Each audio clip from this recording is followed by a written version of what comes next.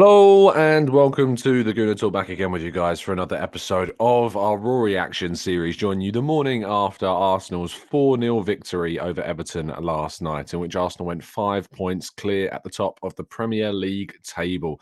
A brilliant evening, a really enjoyable match in the end after what was a bit of a slow start, but I think we can forgive that with how the game ultimately turned out. Good morning to everybody joining us live in the chat box, and good evening, good afternoon, good morning, wherever you happen to be in the world, of those joining us on catch up either on YouTube or our audio platforms. Thank you so much, as always, for joining us. Let's jump into the chat box. Matt G, good morning to you, to Marcus, to Nav, Carl, PJ, good morning, and Nav. We've got Morgie, we've got Martin, Rich, we've got Olu, Ponaru, which I've probably mispronounced, which I apologise for. James, good morning to you. Tucker Boyd, Blackshine, Anthony, Elder Boatza, Chima, and Condare, and plenty more of you guys, as well, as always, showing the support fantastically, and thank you for that. Do drop a like on the video and subscribe to the channel if you haven't done so already. Right, let's get into all of our first part of the show, and then of course I'll jump into the chat box and we'll tackle as many of your questions as I can in part two. 4-0 win, absolutely brilliant from Arsenal. Yes, we could talk about the first 30 minutes not being what it was, and maybe because we played a game, you know, the weekend, it's a midweek game, there's always going to be a bit of slowness, especially when you played the exact starting 11. It took us a little bit to get up to speed. But in the end, after we got that first goal, which was a brilliant goal, we just took full control of things and never, ever looked like being under any kind of threat whatsoever. Martinelli, though, kind of the headline story for me. Martinelli really getting back to that top level. We were concerned, I think it's probably fair to say, after the World Cup, because his form had dipped a bit. Yes, he scored against West Ham. He scored also against Brighton, but then he wasn't scoring and he wasn't getting on the score sheet, and he looked isolated. And especially at the Everton game at Goodison Park, it was probably his worst game. It was probably our worst game overall of the season, but it probably was his worst game.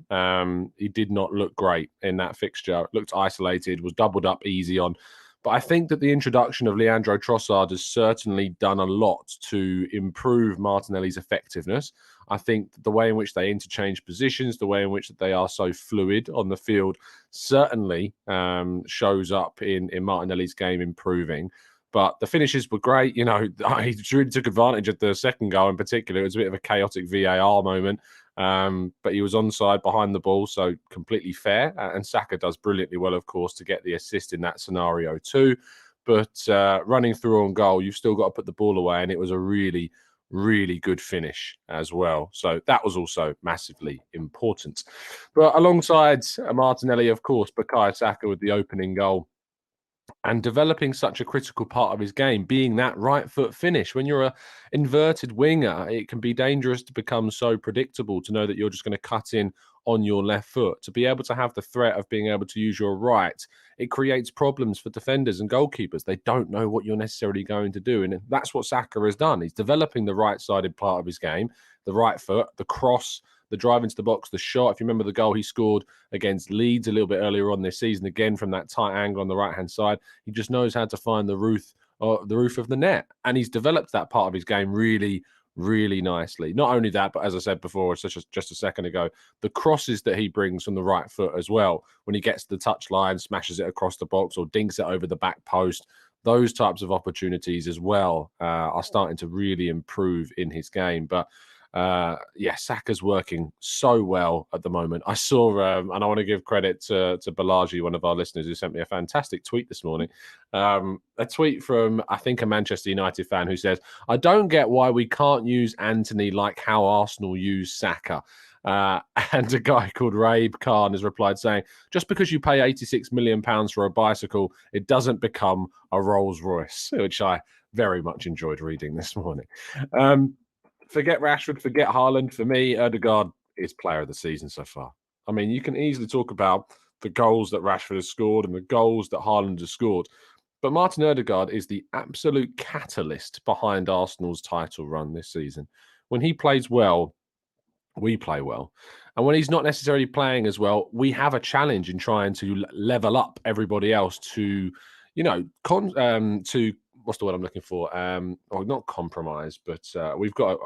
I suppose we have to compromise a bit because, of course, Martin Odegaard not being there means everyone else has to step up. But compensate is the word I'm looking for. We have to compensate a bit for Odegaard not necessarily being on his top form. But thankfully, for the majority of this season, Odegaard has indeed been on his top game. 9 goals so far this season, 7 assists as well.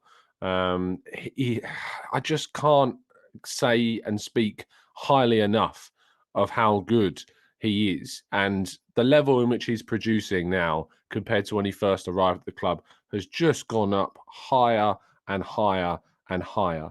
The creativity, the vision, the passing, and to be fair, Zinchenko, I'll come on to in a minute. It's almost like you've got 2 Odegaards at times with their vision and their passing.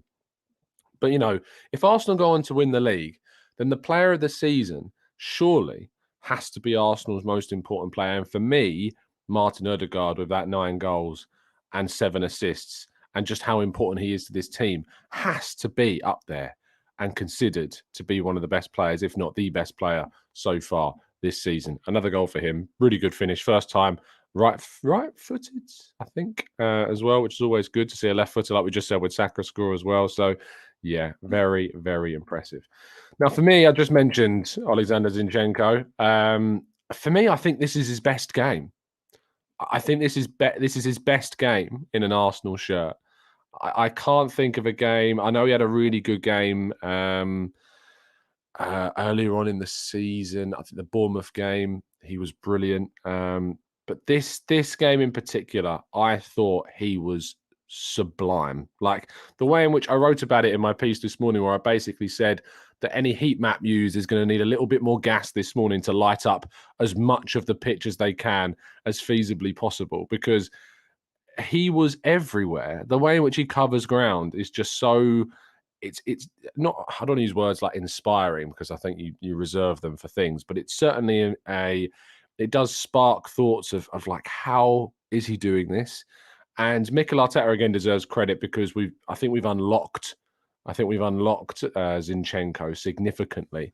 And I think what he's been able to bring to the team since obviously moving into Kieran Tierney's position is just something that tactically we've just not been able to have in recent seasons. Maybe ever. I've never seen a left back play like Zinchenko has at Arsenal in all my time of watching the club. So it is a brand new element to this Arsenal team, and it has certainly leveled up.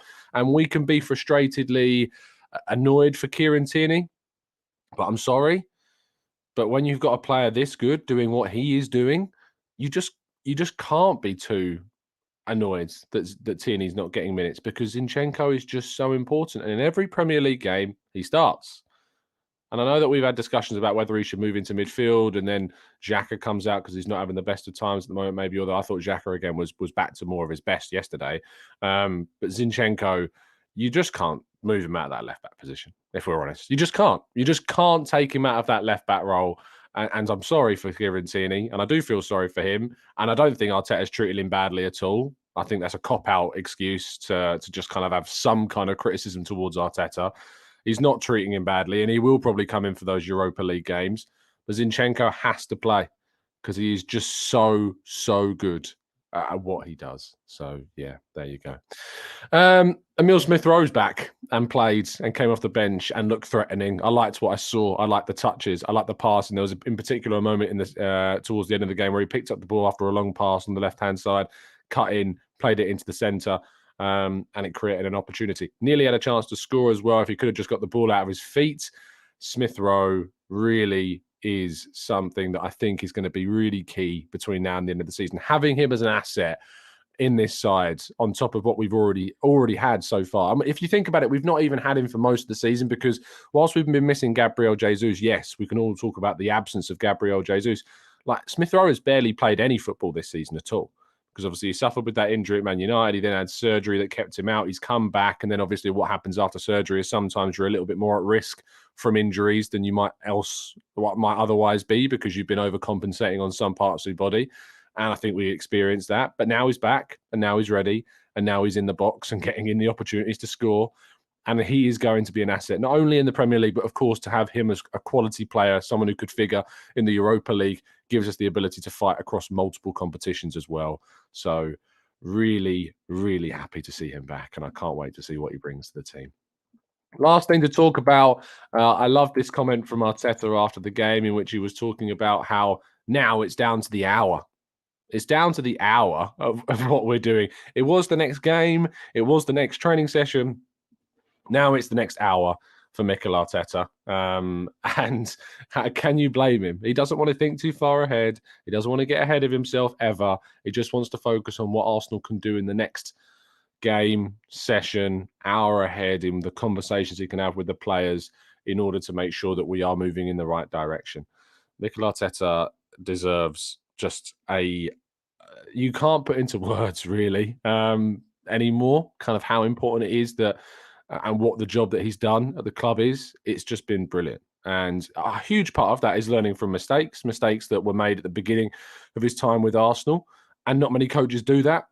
A lot of coaches are too stubborn to be able to recognise the errors that are made in the past and to change and to move forwards and react to that. But we are a club that learn. We're not just a club that are good. We're not just Arsenal that are playing really well and have got great players and are doing really good things. But when we don't do things well, we learn.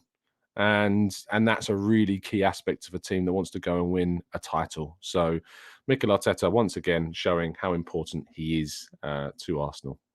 Now, you can, of course, get involved with the latest competition before we move to part 2. You can win a signed Gabriel Martinelli Arsenal shirt. You can also be in with the opportunity of winning a signed and framed Oleksandr Zinchenko shirt just by buying a ticket for the Gabriel raffle. Not only that, but there is some other prizes involved in this. Just by buying a ticket, you can win a Gianni Van Bronckhorst signed and framed Arsenal photo montage and a Nigel Winterburn Arsenal signed and framed photo montage, as well as plenty of site credit. I had someone message me yesterday saying that they had indeed one of the free site credit entries to a future competition just by entering this one. Got themselves a free ticket. It's really worth getting involved. The competition now only has, have a look, 78 tickets remaining. 5 days of the competition left. We've been going for just over a day, and already half of them have gone. Okay, let's move to part 2 and your questions right after this.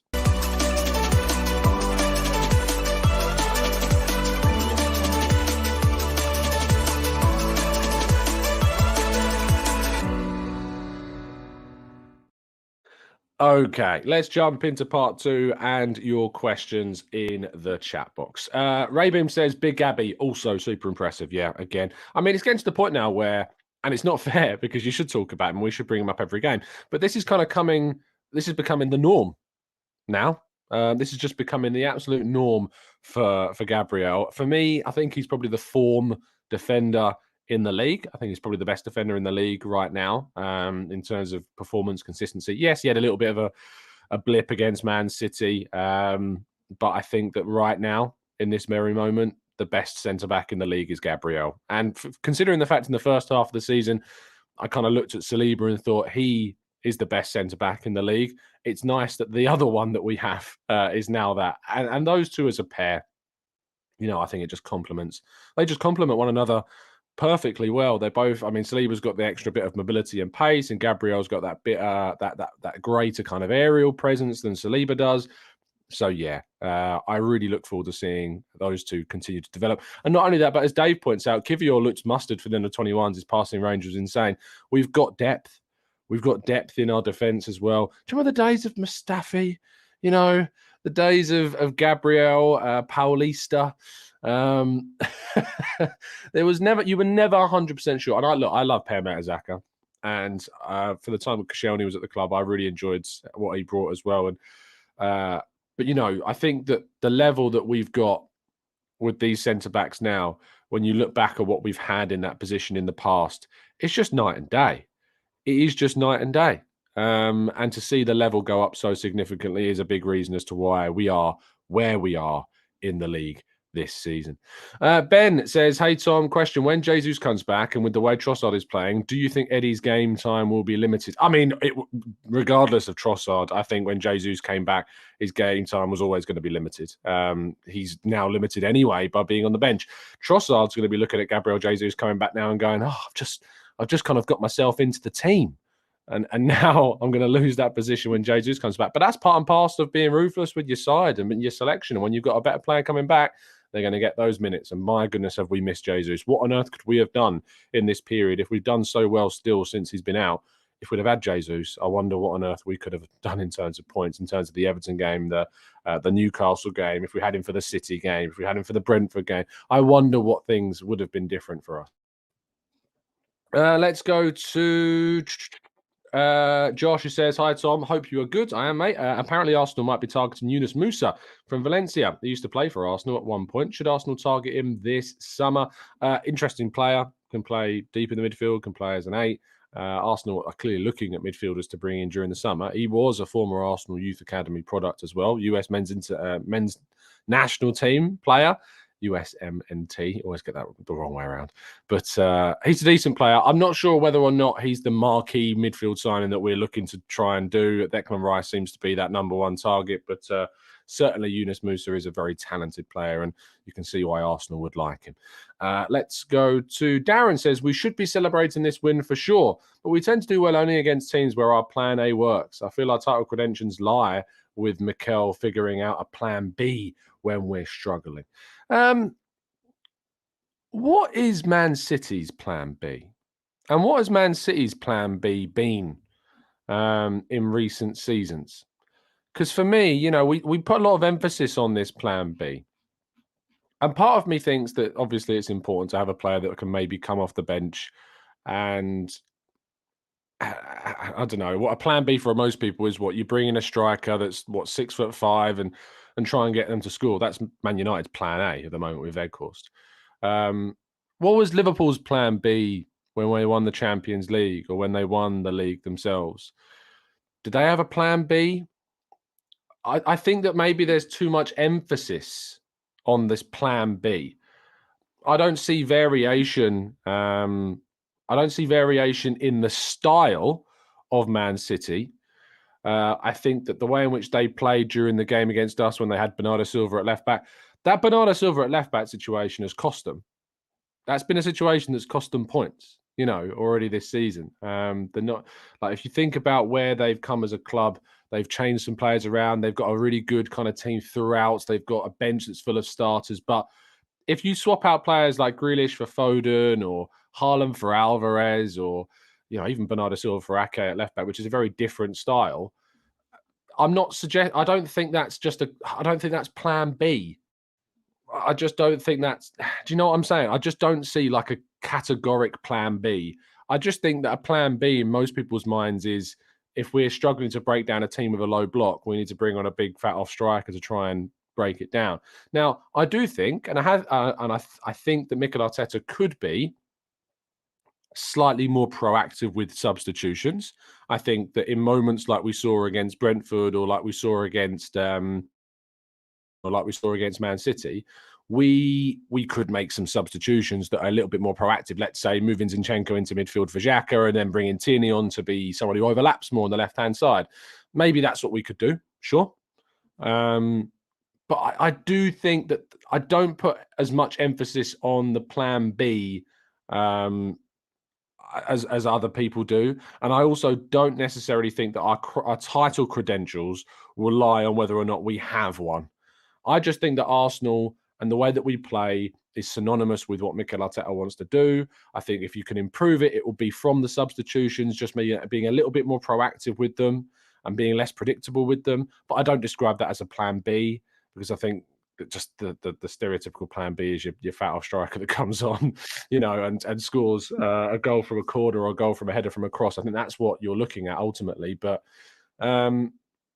yeah, I don't agree with you, Darren. I don't think that our title credentials lie on whether Arteta figures out a plan B. For me, our title credentials lie upon whether or not the existing style and play that we have works out those teams. Let's be honest. Our plan A beat Everton last night.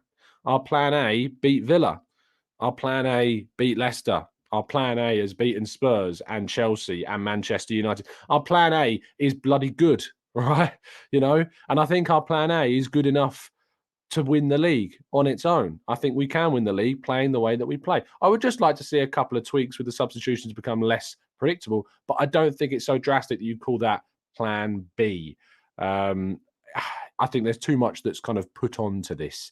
And I don't think that the definition or the terminology that's used to describe substitutions is fair, because for me, plan B is just throw on that 6'5" striker and start pinging the ball into the box and praying. Let's go to the super chat we had. Ali says, glad to catch you live for a change. Keep up the great work, mate. Thank you for being the voice of reason so often. Thank you, Ali. That's very kind of you and very, very generous as well. Really appreciate the support to the channel. I hope that you and yours are good and well. Let's go a little bit further down the chat. Let's go to Dan and Dylan says, hi, Tom. What's our percentage to win the league now on that prediction site? Also, for fun, what are Chelsea's chances of reaching Champions League football? Yeah, let's have a quick look at 538 Premier League predictions. So, Arsenal are currently 57% likely, according to the prediction model, to win the Premier League. Man City are 40%. Chelsea's likelihood of reaching the Champions League is less than 1%, it says here. That's kind of funny. Annoyingly, Spurs is 42, and hopefully that will change in the coming weeks or so. Liverpool winning, I think, if we could all choose between Liverpool or Spurs to get Champions League football next season, I think we all know what the obvious answer is. Let's go to Lynn. It says, in my opinion, Arteta knows exactly what he is looking for from a player when he brings them in, and that is why I trust him with the players he goes after, because it's only going to improve us. That's not a question, Lynn. That's just a very good statement that I agree with. Jonathan says, question, what yesterday was not a plan B? Saka got locked out and then he was suddenly on the right and Saka came in more centrally. Again, I agree that we've had variation in our play and there is variables in what we do. I don't think we're one-dimensional at all.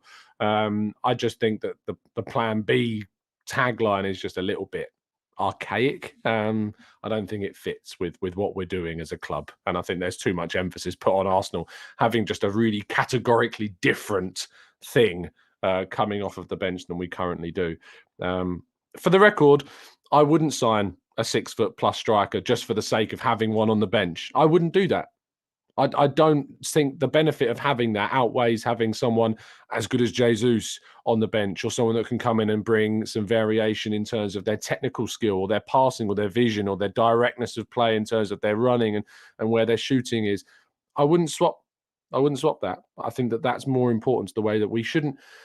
If you're relying on having that type of plan B, I mean, you're not going to win the league. And that's why Man City have won the league 4 out of the last 5 seasons without having, that. And we could argue now that this season they've got Haaland, who is like, your archetypal tall striker, good in the air. But let's be real, Haaland is out there on his own as an enigma. He's just very much a player to himself. So, yeah, that's what I've wanted to see.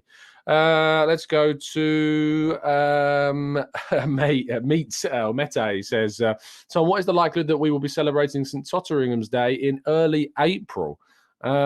Well, by the time we get to April, there would be 10 games or so left of the Premier League season. The table at the moment means that if Arsenal win their next 4 games, and there are 4 games left between now and April, we'd be on 72 points, which I think. I mean, it's mad to think that if we are on 72 points, I'm trying to have a quick look at the table of last season. What did we finish last season on? How many points? We finished on 69 points. So we are 3 wins away from matching our total from last season. That's mad. The season before that, we finished on 61 points. So we're 1 point away from beating our 2021 total. The season before that, we were on 56 points, which we've already eclipsed. So by the time, that's mad, isn't it? Like, we've already got 6 more points at the start of March than we had in the whole of the 2019-20 season. I think St Totteringham's Day, if you're thinking about what you need to get, we're 15 points ahead. So that's 5 wins and 5 losses. And I can almost guarantee you that gap should increase between now and the end of the season. So, yeah, there's a good chance of St Totteringham's Day being in April, potentially. potentially. Lynn, thank you so much for the kind donation. Really appreciate that's really kind of you indeed. And Lynn is a very, very committed and long-term listener of the channel. Derek says, Tom, the atmosphere was unreal last night. At the airport now back to Dublin. Didn't even know Onana was playing. Partey was different gravy and a beast when he came on. See you at Craven Cottage. Indeed, you will. Fingers crossed. Hoping to be there. Dejan says, Tom, why are we so bad at corners? We never look like scoring from a corner and defending a corner. Didn't we score against Aston Villa like 2 games ago from a corner? I'm pretty sure we did. I don't think that's fair, Dejan. I don't think that's fair at all. I think we scored against Villa just 2 games ago from a corner. So, no, I don't agree with you. I think that in terms of corners, we can be better. Sure, we can stop conceding more goals from corners, perhaps. I think we had a thing where we conceded 3 in a row from set pieces, but one of them should have been offside. The other one against Tarkowski, we were playing badly that game, and Man City, I think, maybe got one from a set piece. I can't quite remember all their goals in that game. But I know I don't agree with you. I think that we are not bad from corners at all. I think it's something that we can be better at, but we are indeed scoring from them. So, and I quite like the way we're going short. I think it creates more chaos. If you looked at the actual statistics of the amount of times that teams score when they just kick the ball into the box from a corner, it's like ridiculously small. Like the chances are really, really small of a team doing that. So the way in which we go short, the idea behind that, and I'm sure they would be doing plenty of analysis on it, is that actually gives us a better chance of getting a more legitimate shot on goal than just pinging it into the box. I don't know if you noticed, but we don't have that many big players when it comes to like being in the box. You've got Gabriel and Saliba. I suppose you can add White into the mix as well, but I don't know how often White gets into the box for corners. But yeah, we don't particularly have too many big players. Partey, Gabriel, Saliba, and Partey when he starts, is there. But I don't necessarily think that we are the team to start pinging the ball into the box, especially when most of the teams in the Premier League have a lot of big players that are bigger than us numerically. So the chances of us getting a goal from a corner by kicking one into the box, I just don't think is very high. And so I can completely understand why we're going short from all of our set pieces at the moment. Josh, thank you so much for becoming a member. Thank you for helping support the channel. Really appreciate your kind support. And if you are indeed an expert member or a TGT ambassador, you can join our Discord server and also get involved with our preview shows that we do with our members as well. Unless you're renewing your membership, Josh, and then in which case I already know who you are, but maybe you're not. Johnny says, "Wow, I'm so sick of winning." I'm sorry, Johnny. I'm not, if that's okay with you. Olu says, "Hey Tom, just like for United, playing 3 days is good for our momentum. Keep winning, and it's an opportunity to bounce back after a poor result as well." Yeah, of course it is, and I think that we've got, we've got enough of the what's the word I'm looking for? Depth in the squad to be able to cope with the fact that we're playing a game every just over 3 days. Our next game is, of course, against Bournemouth at the weekend. We haven't got long between now and playing them on, Saturday? Playing them on Saturday? Yeah, Saturday, 3 o'clock. And Man City play the early game that day as well. So we'll already know what Man City have done before we play that fixture. So the pressure will be on us, perhaps, or either way, either to widen the gap because they play Newcastle or to bring that gap down. We'll have to wait and see what we do.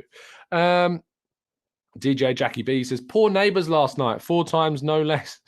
Our neighbours are just the gift that keeps on giving. I mean, not only is this probably the most opportunistic year for a side to win an FA Cup, because I know Man City is still in it and Man United is still in it, but everyone else is gone. And I think there's something like 4 lower league oppositions in the quarterfinals. You got Blackburn, Grimsby. Oh, yeah, that's a big bit of news I'll talk about in a minute. You got Blackburn, Grimsby, Sheffield United, and who else? I'm forgetting somebody.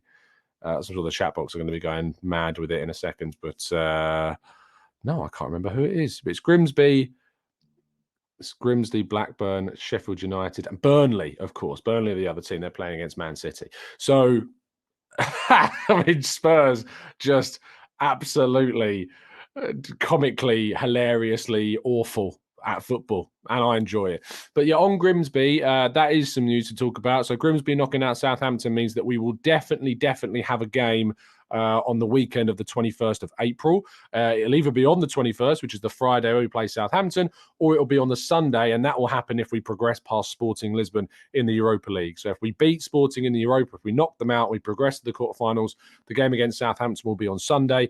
That does preclude a game for us against Manchester City in the midweek following that. So no weekend off confirmed after Grimsby knocked out Southampton. For me, I'm a little bit happy about that in a way because I'm going to be going to Chicago that weekend for Gooner. So there will definitely be a Premier League game that weekend now we're out there. So that's definitely a positive for me. I don't know that there'll be obviously some people as well that will be going, will be obviously traveling to London and would have planned to go to London that weekend for the Southampton game. So those people, of course, will have got a game as well. So there are positives, even though maybe all of us in the grand scheme of things would rather have had a weekend off before playing City. But maybe, as we just talked about, momentum is really, really important. Right. Let's wrap up the show there. Thank you so much, everybody, for listening. Really appreciate your time, as always. Do remember to drop a like on the video before you leave. It really does help us out. And, of course, with Arsenal doing so incredibly well, it means so much to see our collaborativeness and togetherness as a group. I'm really looking forward, fingers crossed, to seeing this form continue. We'll, of course, bring you all the build-up to the game against Bournemouth, a preview show coming out at the latter end of this week, probably tomorrow evening at 6 o'clock. I'll be getting into our members channel to make sure that we've got a show reacting to that. We might do another show this evening, potentially. I need to find out from our Eat, Sleep, Arsenal Repeat guys if they're indeed available for a chat. But other than that, it's been a genuine pleasure. It as always is to speak with you. Have a fantastic end to your weekdays as we go ahead to the weekend and hopefully another chance to maybe widen the gap even further to Manchester City. See you soon. And as always, up the Arsenal.